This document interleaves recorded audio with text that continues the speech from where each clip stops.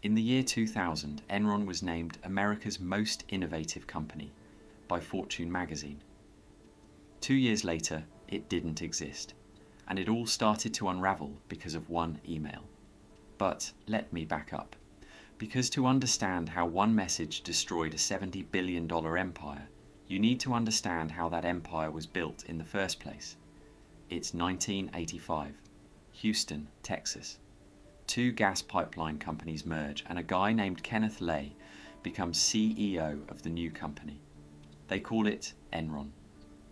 At first it's boring, just a natural gas company, pipelines, meters, nothing sexy. But Ken Lay has a vision. He doesn't just want to move gas through pipes, he wants to trade it, buy low, sell high, turn energy into a financial product, and it works. It works really, really well. By the mid-90s, Enron isn't just an energy company anymore. It's a trading powerhouse. They're trading electricity, natural gas, broadband, even weather derivatives. Yeah, they literally bet on the weather. Wall Street loves it. Investors can't get enough. The stock price keeps climbing, and then Ken Lay brings in the guy who's going to change everything. Jeffrey Skilling. Skilling is brilliant. Harvard MBA McKinsey consultant. And he's got this radical idea called mark-to-market accounting. Here's how it works in plain English. Let's say Enron signs a deal to deliver gas over 20 years. Instead of recording the money as it comes in year by year, they book the entire 20 years of projected profit on day one. Day one, before a single dollar actually shows up. So on paper, Enron looks wildly profitable. The stock shoots up. Executives get massive bonuses. Everyone's happy. But here's the problem. Those profits aren't real yet. They're guesses, projections. And some of those guesses, they're really, really generous. Now, you'd think somebody would notice, right? That's where it gets dark. Enter Andrew Fastow. He's the chief financial officer, the money guy. And Fastow creates something that would make a mob accountant blush. He builds hundreds of shell companies. These aren't real businesses. They're just names on paper. Entities with weird names like LJM Cayman and Chuco and JEDI. I'm not making that up.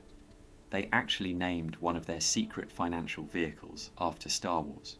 These shell companies had one job: hide Enron's debt. Billions of dollars of losses got moved off the books and into these phantom entities. So when investors looked at Enron's balance sheet, everything looked clean, healthy, growing. But behind the curtain, the whole thing was rotting. And here's the thing. People inside the company knew. Which brings us to the email. August 15th, 2001. A woman named Sherron Watkins sits at her desk. She's a vice president at Enron. She's been looking at the numbers, and she's terrified. She writes a one-page memo to Kenneth Lay, and in that memo she says something that would eventually bring down the entire company. She writes that Enron might implode in a wave of accounting scandals. She warns that the partnerships Fastow created are a ticking bomb. She tells the CEO of a $70 billion corporation that the foundation is built on lies. And she puts it all in writing.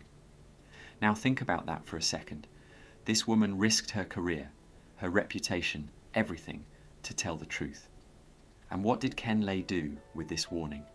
He asked Enron's lawyers to look into it, the same lawyers who helped set up the structures she was warning about. So nothing changed, but that email didn't disappear. It couldn't, because once something's in writing, it has a life of its own. 2 months later, in October 2001, the dominoes start falling. Enron announces a $638 million loss in the third quarter. Then they reveal a $1.2 billion reduction in shareholder equity. Wall Street panics. The SEC launches an investigation. And suddenly, everyone wants answers. That's when Sherron Watkins' memo surfaces. Investigators find it.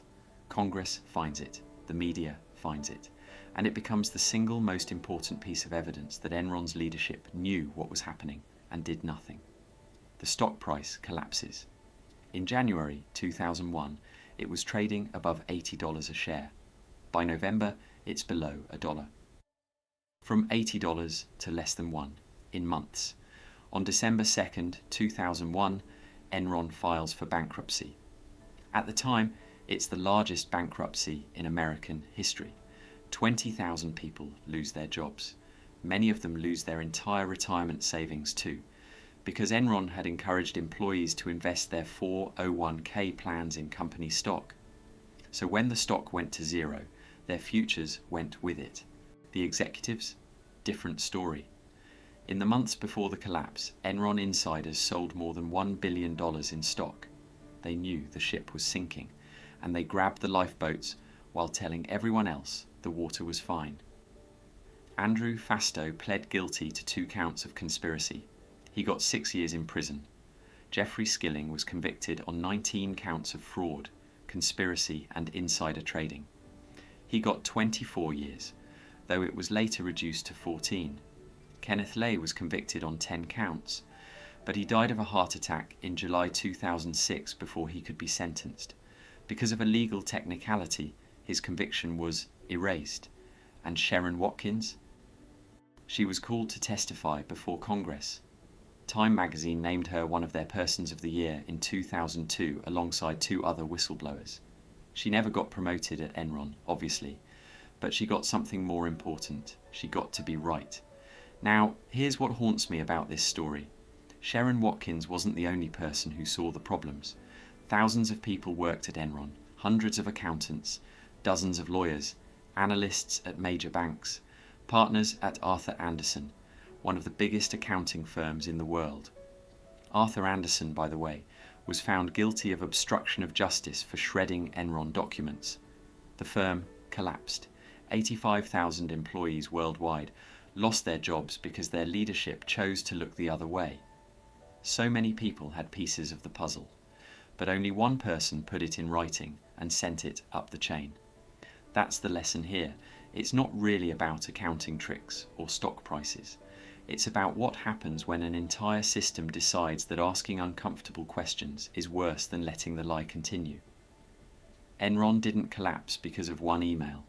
It collapsed because, for years, nobody was willing to write that email. So here's the question I want you to think about. If you saw something wrong at your company, something big, something that could hurt people, would you send that email? Would you put your name on it? Or would you tell yourself it's somebody else's problem? Because at Enron, everybody thought it was somebody else's problem. Until there was no company left.